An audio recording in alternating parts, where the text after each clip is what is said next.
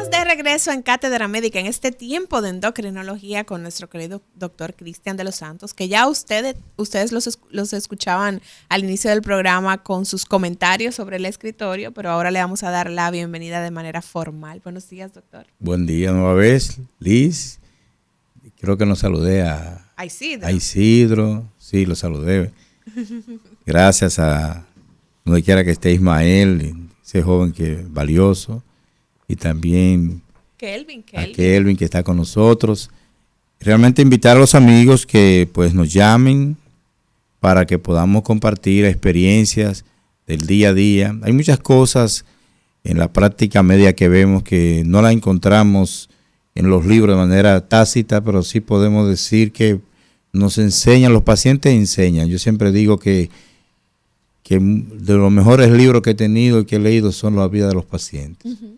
Porque los pacientes te explican, te dicen cosas que tú aprendes y tú las incorporas y las ajustas a los conocimientos que ya no has aprendido y entonces lo va integrando al día a la práctica médica.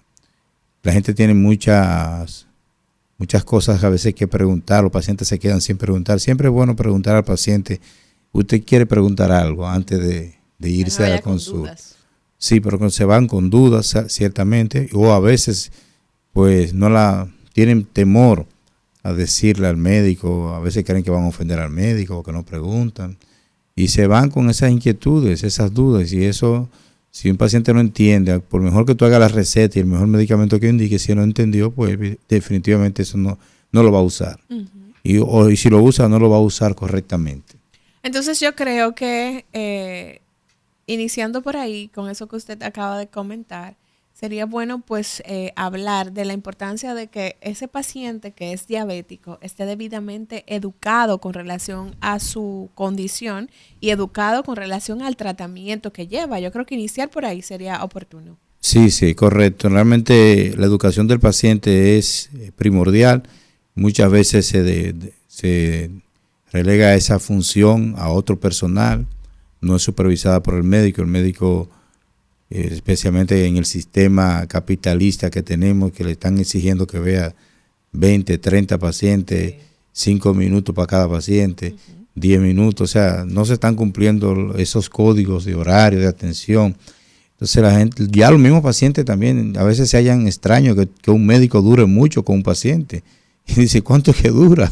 Porque ellos quieren salir de eso ya. Entonces llegan y entonces lo pesan, le miden la presión, la glicemia y ¿cuánto se está poniendo? 20, pues póngase tanto según el análisis, o sea, el enfoque simplemente glucocéntrico de cómo está el azúcar, ya en base a eso, pues se toma la decisión de qué va a hacer, si la va a subir, si va a bajar la insulina, si toma una pastilla, 2 pastillas y salen rápido. Y yo creo que la medicina y la salud de las personas merece respeto y parte de la dignidad que debemos rescatar es que la gente viva bien. Nosotros propugnamos para que la gente reciba la mejor atención en la mayor calidad posible. La diabetes es una enfermedad con la que las personas le tienen la dicha o desgracia de convivir con ella durante mucho tiempo. Es para mucho tiempo. Es para mucho tiempo, que es una enfermedad crónica de larga duración, digamos, porque muchas veces, sobre todo cuando, por ejemplo, cuando se diagnostica la tipo 1 en jóvenes, pues un diabético puede durar 40, 50 años con la enfermedad. Entonces, el peso que tiene el que el paciente diabético asuma la responsabilidad y haga conciencia que su calidad de vida depende mucho de lo que él haga y del componente educativo, pesa mucho. Entonces, en una consulta de diabetes, posiblemente el mayor tiempo que tiene que tener el profesional es en educando al paciente sobre cómo está haciendo y cómo está llevando toda su conducta, su alimentación, etcétera. ¿Cómo se está haciendo eso en República Dominicana? Bueno, yo veo que la experiencia que vemos es que pues hay un arcoíris de posibilidades, diríamos, en ese sentido, de que mucha gente cada quien hace la cosa casi a su manera. Pero sí hay un patrón general que las personas deben ser atendidos, chequearse la presión, tomar, por ejemplo, la presión sentado, acostado, parado. Fíjate que la mayoría de las veces se toma la presión en un solo brazo y se la toman sentado y ya ni se lo toman de pie. Pero la hipotensión ortostática, o sea, cuando el paciente se pone de pie, si le baja la presión, eso no debe decir que el paciente tiene un daño en lo que es el componente de neuropatía cardiovascular. Entonces hay que chequear a los pacientes completos, de la cabeza a los pies, hacer un examen. Eso no se toma tanto tiempo realmente, examinar los pies al paciente, porque el paciente está del otro lado del escritorio, pero tú no le estás mirando los pies, tienes que ponerlo en la camilla, ver los pies al paciente. Y hay que tener una evaluación completa de esa persona. Y ese enfoque integral, porque los pacientes con diabetes manejan muchas situaciones emocionales, sobre todo la depresión, es frecuente en los pacientes con diabetes. El entender que el paciente ya tú le dices, mire, póngase la insulina, ¿y cómo me la voy a poner? Como dice ahí. O sea, ese tipo de la conversación debe ser ágil, debe ser fluida, pero que el paciente asuma, pero nadie va a asumir un diagnóstico como la diabetes en una primera consulta. Se toma tiempo que el paciente pues integre ese cambio de vida, cambie en el estilo de vida. Entonces, no es que simplemente, no es que solo yo se lo dije al paciente, que lo lea, que lo vea en YouTube, que lo vea en el Google, sino que nosotros tenemos que tratar de lograr ese cambio en la conducta del paciente, y eso es un ejercicio. Entonces hay mucha inercia de la parte de nosotros, de los médicos. Vamos a decir que muchos médicos, pues, si yo le indiqué la medicina, está en él si la quiere usar o no la quiere usar. O sea, pero no.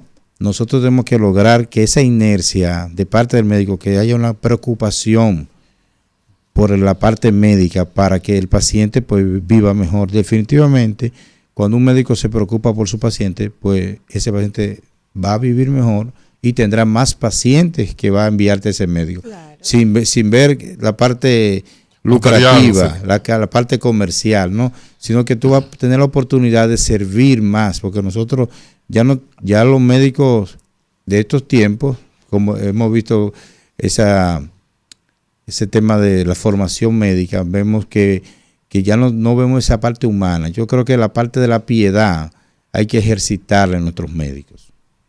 La diabetes, escúchame Roberto, la diabetes en República Dominicana, recuerdo yo tiempos pasados que se comenzó la diabetes, a conocer la diabetes por el doctor, se me fue el nombre, el fundador del INDEN. Sí, Hasuri, sí. El doctor Hasuri, que fue pionero en ese tema en República Dominicana, que todos los años se hacía un evento recaudatorio hasta que se logró construir el hospital. Entonces, había mucha información, había un activismo mayor con relación al conocimiento de la diabetes con lo que yo veo hoy. Sin embargo, hoy posiblemente, casi seguro, tenemos mucho más prevalencia, mucho más frecuencia de diabetes que hace 20, 30 años atrás. Sí, definitivamente ha sido indetenible la epidemia de la diabetes. Realmente los esfuerzos que se han hecho, tenemos más medicamentos, el arsenal de farmacológico para tratar la diabetes se ha ampliado definitivamente. Sin embargo, no estamos deteniendo a la parte asistencial, la parte preventiva no se trabaja mucho, y es de saberse que la mayoría de los pacientes diabéticos son diabéticos tipo 2, una enfermedad que debe considerarse prevenible. En la mayoría de los casos nosotros podemos lograr que un paciente no se vuelva diabético si lo detectamos a tiempo, y ya tenemos hasta medicamentos que pueden ayudar a lograr lo que es una reversión de la diabetes. O sea que es importante eso. Yo soy endocrinólogo porque tuve el privilegio de conocer un gigante de la salud, de la medicina en la República Dominicana, como lo es el doctor Julio César Castillo Vargas, que me dijo un día, tú tienes que perseguir a quien te está persiguiendo. Yo era hipertiroide en ese tiempo, y él me detectó, me dijo, pero yo aprendí del doctor Julio César Castillo Vargas a ver a los pacientes, esa parte humana, lo que este hombre tenía, cómo él manejaba a los pacientes. Y entonces él me designó en el Hospital Salvador B. Gutiérrez la responsabilidad de que yo tenía que dar las insulinas a los pacientes pensionados. Yo tenía que firmarse para que se lo entregaran en la farmacia. Y eso fue creando en mí ese querer. Claro. Wow, de verdad me conmueve mucho porque el doctor está contando esta experiencia y se le aguan los ojos y realmente tener personal médico que tenga esa humanidad, eso es demasiado valioso, doctor Lafont. Cada vez más escaso. Muy escaso. Sí, entonces, ha sido muy concluyente, Cristian, con la participación del médico en el progreso de la epidemia. Entonces, yo podría a partir de ahí colegir que el fracaso del país en la lucha contra la diabetes es un fracaso estrictamente médico. Habría que quemarlo a todos, menos a ti, al doctor Castillo Vargas. No es todo así. Cristian, yo no fui. Pero la inercia médica es algo que debe evaluarse. De hecho, las aseguradoras pueden evaluar eso también. Y si a nosotros los médicos nos pagaran las aseguradoras por el beneficio de los pacientes y no por la enfermedad de los pacientes, entonces fuera otro el ingreso médico. Tú sabes que las aseguradoras no van a ir contra su cuenta. No, pero es un rubro que se puede investigar. Las aseguradoras no van a ir en contra de la biomedicina. Profesor, pero ¿qué le conviene más a la aseguradora? ¿Que el paciente se enferme menos? Cuando se le corta una pierna a un paciente, ¿el fracaso fue de quién? Del paciente, porque no quiso llevar la medicina. O porque el médico no supo penetrar en la vida, en la familia de ese paciente para evitar que se le cortara la pierna. O sea, no es un solo lado, vamos a ver las dos aristas. Claro. Entonces, las aseguradoras le conviene más que el paciente vaya menos al médico, pero que esté bien. Porque un paciente cuando tiene que invertir en un cateterismo, ¿cuánto gasta la aseguradora? Cuando el paciente cae en diálisis, ¿cuánto gasta la aseguradora? Claro, eso Mira, es un rubro diferente. Espérate, yo le voy a proponer a Liz, a partir de tu reflexión, que te apoyo, un tema.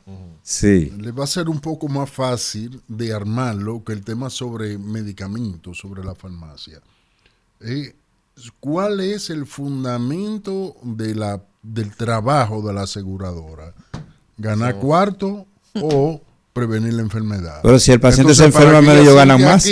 Claro, porque el paciente sigue pagando. Porque ya está viendo consulta. Yo estoy de acuerdo, pero es para que ellos hablen. Claro. Vamos a traer un técnico de administración de salud. Vamos a darle chance a la gente. 809-682-9850, 833-380-0062. Hoy hablamos de mitos y realidades del tratamiento para la diabetes con el doctor Cristian de los Santos. Buenos días. Vuelva a marcar, por favor. Doctor, colapsó la llamada. ¿Todos los pacientes con diabetes necesitan tratamiento? Sí, definitivamente todos. De hecho, el tratamiento pudiera comenzar antes de que se destape la enfermedad. Sí, claro que sí. En esa etapa donde se considera el paciente prediabético. Lo que se llama prediabetes, diabetes incipiente, diabetes subclínica, pudiéramos ejercitarnos en no solamente dieta, ejercicio, sino también medicamentos. Ya está demostrado que hay medicamentos que pueden revertir la progresión de prediabetes a diabetes. Okay. Entonces, la mayoría de los pacientes diabéticos, que son los llamados diabéticos tipo 2, asociados a obesidad, sedentarismo, cambio en problemas del estilo de vida, estos pacientes van a necesitar medicamentos y la mayoría serán medicamentos biorales, pero muchos pacientes de edad intermedia y jóvenes van a necesitar insulina. Y como bien decía el doctor Montero, que cuando un paciente joven se diagnostica diabético, va a tener que usar insulina de por vida. Entonces este paciente hay que tener no solamente la educación, sino que tenga el acceso a los medicamentos, que haya medicamentos para él. Porque si tenemos hospitales donde no hay insulina, donde llegan la insulina a la botica ocasionalmente, y cuando llegan al otro día no hay, y aparecen en la farmacia de la comunidad, las mismas que venden en la botica, entonces tenemos problemas. Claro. Vamos a escuchar a la gente, doctor, y seguimos con Adelante. el desarrollo de este tema. Buenos días, Cátedra Médica. Doctor, tengo 52 años, soy diabético, nunca he querido aceptarlo, pero es duro, ¿me entiendes? ¿Cuántos años tienes? Una pregunta, doctor. ¿La diabetes da picazón, comezón en el cuerpo? Sí. Y otra es si la metformina revierte la diabetes. La escucho por la radio.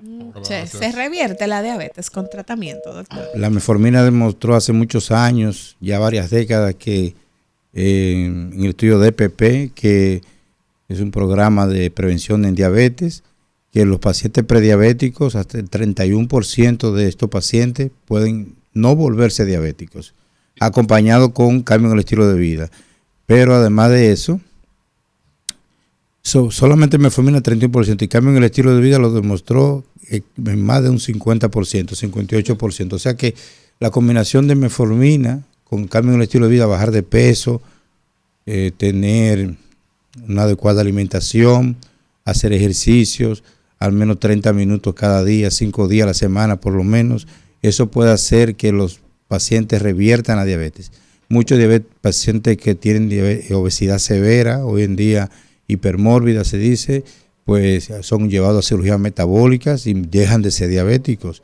Otros con pérdida de peso, haciendo ejercicio, yendo al gimnasio porque no pueden pagar una cirugía que en algunos sitios le cobran hasta $7,000, $8,000 por una cirugía bariátrica, imagínense. Entonces, la cercanía de una medida como esa, extraordinaria para hacer decir una curación de la diabetes, no está al acceso de las personas pobres. Entonces, se puede, en el caso de los diabéticos tipo 2, y muchos diabéticos tipo 1 pueden tener periodo que se llama también de luna de miel, donde aparentemente hay una reversión de la diabetes, eso puede repetirse, que es como si el páncreas comenzara a producir insulina nueva vez.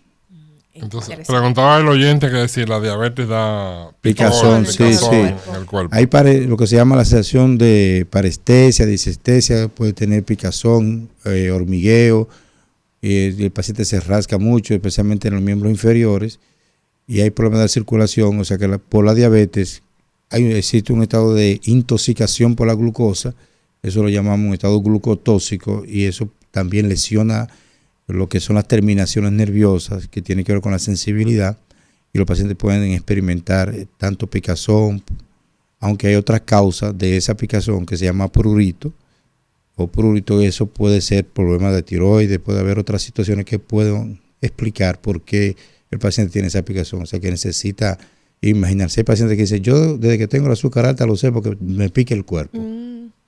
Hay muchos síntomas que los pacientes van asociando, pero con el tiempo van perdiendo esa sensibilidad de detectar. Y a veces los pacientes andan con 400, con 500 y no se sienten nada. Síntoma. Entonces, ¿cuándo tú podemos decir, tipificar de que una persona es prediabética? Bueno, hay otra llamadita aquí. Adelante. Vamos a ver. Buenos días, Cátedra Médica. Sí, buen día. Adelante, bienvenido. Gracias. Una pregunta con relación a los pacientes diabéticos es cuando les sale la creatinina en orina, en sangre y en orina alta y la proteína, y se puede haber una insuficiencia renal. ¿Puede esa insuficiencia revertirse con un cambio de vida cuando hay un daño al riñón? Sí, el cambio de vida es muy importante, el cambio en el estilo de vida. La gente piensa que la dieta es un sacrificio, no es así. La dieta es un régimen nuevo que usted va a adoptar, es un estilo de alimentarse, porque dieta en verdad es todo lo que comemos. Exacto. Puede ser dieta buena y dieta mala, ¿verdad? Lo que comemos es nuestra dieta. Entonces, si usted se alimenta adecuadamente, eso va a mejorar. Hay un tema con el problema de la nefropatía o daño renal. Si usted está orinando con espuma, ya debe ir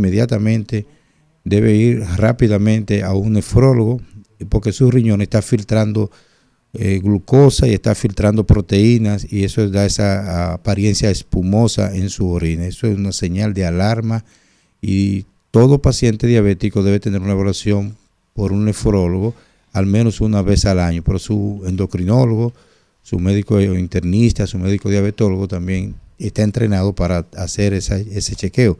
La creatinina es una señal en la sangre que se altera, y cuando se altera ya generalmente el riñón tiene mucho tiempo ya afectado. Sí, vamos a una pausa, doctor Cristian. Yo tengo la pregunta, y dejamos la pregunta en el aire. Sí. De cuándo se dice que una persona es prediabética. Nos vamos a una pausa. Así es.